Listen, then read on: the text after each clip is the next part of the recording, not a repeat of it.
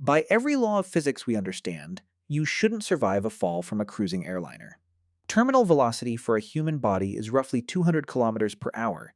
Impact at that speed is, in nearly every recorded case, fatal. And yet somewhere in the world, a small number of people have fallen from that height, hit the ground, and lived to tell the story. One of them was a flight attendant. One was a teenage girl, alone in a rainforest. One was struck by lightning 7 separate times across 35 years. And one was declared, by every measure doctors normally trust, already gone. We'll come back to her. These are not campfire stories. They're documented, medically verified, and in some cases still debated by investigators and researchers decades later. If none of this is luck in the way we normally mean it, then something else decides who lives and who doesn't. That question is what this film is really about. And the answer isn't what you'd expect. Start with the fall.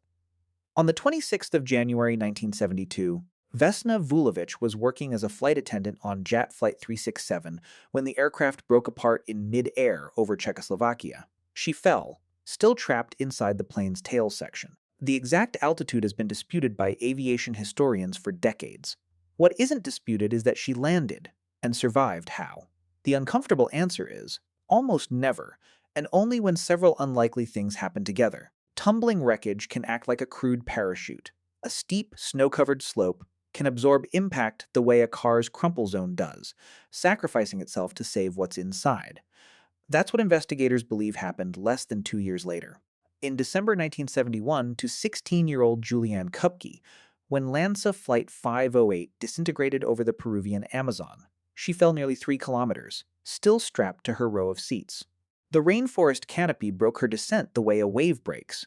Not all at once, but in stages. She woke up surrounded by silence.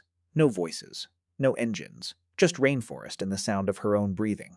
Survival didn't end when she hit the ground. It had only just started. For 11 days, Kupke walked through the Amazon with a broken collarbone and infected wounds, living on nothing. She found a boat, followed the river, and eventually reached a logging camp. Her fall was survivable. What came after very nearly wasn't. If falling from an aircraft sounds like the outer limit of bad odds, here's something rarer still. Surviving the exact same disaster, again and again. Roy Sullivan, a park ranger in Virginia, was struck by lightning on 7 separate documented occasions between 1942 and 1977, a record still recognized today. Surviving one strike is remarkable. Surviving 7 is almost beyond belief. It's tempting to call that luck stacked improbably high. But the lightning wasn't following Roy Sullivan. He kept returning to the places where lightning was most likely to strike. Exposed ridgelines, open fields, storm season after storm season, because that was simply where his job put him. Survival, in his case, wasn't chance-interrupting danger. It was danger he kept walking back into, and somehow kept walking back out of. But the strangest case of all isn't about falling or exposure. It's about the body agreeing to stop and starting again. In 1999, Norwegian skier Anna Bågenholm broke through river ice and became trapped upside down beneath the surface, breathing from a small pocket of trapped air. By the time rescuers reached her, her heart had already stopped. For hours, there was no heartbeat. Yet her body hadn't reached the point of no return. When doctors finally measured her core temperature, the number made them stop. 13. 7 degrees Celsius. Among the lowest ever recorded in a survivor, far below what is normally considered survivable at all. But extreme cold can trigger an unexpected survival mechanism. It's as if the cold quietly lowers the lights in every room of the body to save electricity, metabolism slowing, the brain's demand for oxygen falling with it, so that cells which would suffocate in minutes at normal temperature can, frozen, hold on for far longer. Bågenholm's heart had stopped, and still she came back.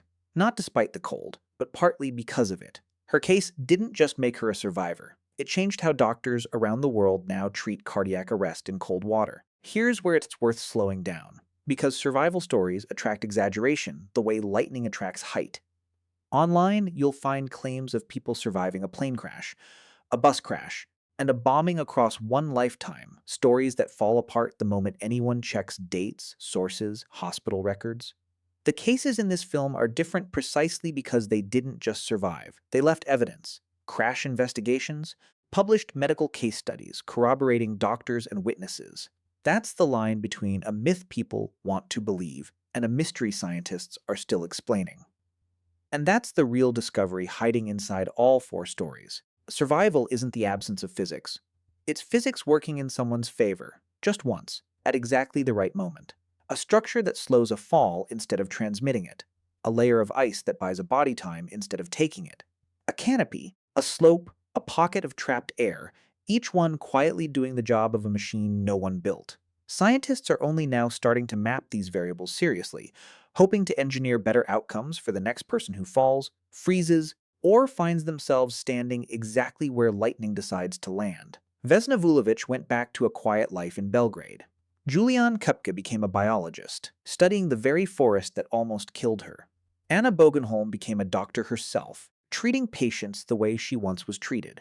None of them describe what happened to them as luck. They describe it as a door that stayed open for a few impossible seconds, long enough to walk through. So what decides who lives? Not fate, and not chance in the way we imagine it. Survival was never about beating death outright. It was about thousands of tiny variables, a slope, an air pocket, a falling seat, a second of timing, quietly refusing to let it happen.